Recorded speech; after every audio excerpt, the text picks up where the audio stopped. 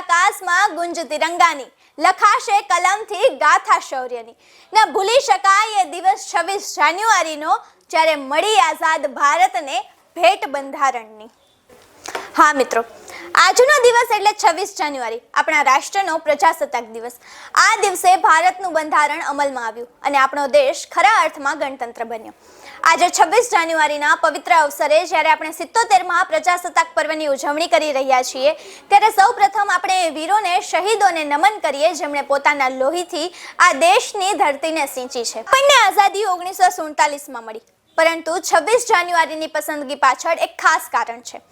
31 December 1929ની મધ્યરાત્રિએ લાહોરમાં Ravi નદીના કિનારે પંડિત જવાહરલાલ નહેરુની અધ્યક્ષતામાં કોંગ્રેસનું અધિવેશન ભરાયું હતું. ત્યાં ઠરાવ પસાર કરવામાં આવ્યો કે જો અંગ્રેજો ભારતને આઝાદ નહીં કરે તો આપણે આપણી રીતે સ્વતંત્રતા જાહેર કરીશું. પરિણામે 26 જાન્યુઆરી 1930ના દિવસે ભારતભરમાં પ્રથમવાર પૂર્ણ સ્વરાજ દિવસ તરીકે ઉજવણી કરવામાં આવી હતી. આ દિવસની યાદ કાયમ રાખવા માટે જ 26 જાન્યુઆરીએ બંધારણ અમલમાં મૂકવામાં આવ્યું. આઝાદી પછી ભારતને ચલાવવા માટે પોતાના કાયદાની જરૂર હતી. આ જવાબદારી ડોક્ટર બાબા સાહેબ આંબેડકરના નેતૃત્વમાં ડ્રાફ્ટિંગ કમિટીને સોંપવામાં આવી.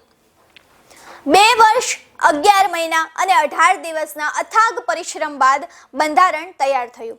26 નવેમ્બર 1949ના રોજ તેને સ્વીકારવામાં આવ્યું, જેને આપણે બંધારણ દિવસ કહીએ છીએ. 26 જાન્યુઆરી 1950ના રોજ સવારે 10 વાગ્યે અને 18 મિનિટે ભારત સત્તાવાર રીતે લોકશાહી પ્રજાસત્તાક દેશ બન્યો. 26 જાન્યુઆરી 1950ના દિવસે ડોક્ટર રાજેન્દ્ર પ્રસાદે ભારતના પ્રથમ રાષ્ટ્રપતિ તરીકે શપથ લીધા હતા. પ્રથમ પરેડ દિલ્હીના ઇરવિન સ્ટેડિયમમાં યોજાઈ હતી, જ્યાં ઇન્ડોનેશિયાના રાષ્ટ્રપતિ ડોક્ટર સુકોર્ણો મુખ્ય અતિથિ તરીકે ઉપસ્થિત રહ્યા હતા. હાલ 26 જાન્યુઆરીની મુખ્ય ઉજવણી નવી દિલ્હીના કર્તવ્ય પથ પર, જેનું નામ પહેલા રાજપથ હતું, ત્યાં થાય છે, જેમાં ભારતની લશ્કરી શક્તિ અને વિવિધ રાજ્યોની સંસ્કૃતિ પ્રદર્શિત કરવામાં આવે છે. રાષ્ટ્રપતિ દ્વારા ધ્વજવંદન કરવામાં આવે છે અને 21 તોપોની સલામી આપવામાં આવે છે. 29 જાન્યુઆરીએ આ કાર્યક્રમ સાથે પ્રજાસત્તાક પર્વની ઉજવણીનું સત્તાવાર સમાપન થાય છે. ઇતિહાસના પાનાઓ આજે ફરી ગુંજી રહ્યા છે.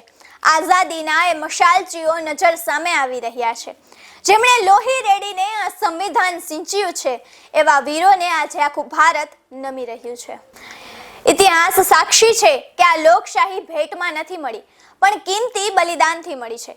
આજે આપણે એ ઇતિહાસને યાદ કરીને સંકલ્પ કરીએ કે આપણા બંધારણની મર્યાદા જાળવીશું અને ભારતને વિશ્વગુરુ બનાવવા માટે તન, મન અને ધનથી સમર્પિત રહીશું.